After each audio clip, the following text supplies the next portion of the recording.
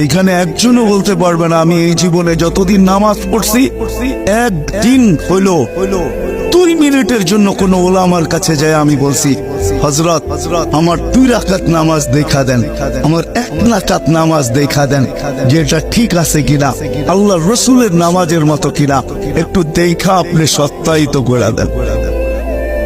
একজনও এখানে নেই। হাত উঠে বলতে পারবেন না যে আমি আমার নামাজ যায় কোনো আলেমের কাছে সত্যায়িত করছি। কতজনই তো কুমিল্লা পাওয়া যাবে 6 মাস পর পর সিঙ্গাপুর, বৎসরের মাথায় তো যাই যায়। কেন? ফুল চেক আপ করে আসি শরীরটা কোনো সমস্যা হইলো কিনা দেখার জন্য। প্রতি বৎসরে যদি আপনার শরীরটাকে চেক আপ করতে হয় তো জীবনে কি একবারও নামাজটা চেক আপ করার দরকার ছিল না? হ্যাঁ, রাগ হয়ে গেলেন? কুমিল্লার মানুষ রাগ হয় না, কিন্তু জীবনে তো একবারও নামাজটা চেক আপ করার দরকার ছিল। জীবনে তো একবারও আমার সূরাগুলা চেক আপ করার দরকার ছিল।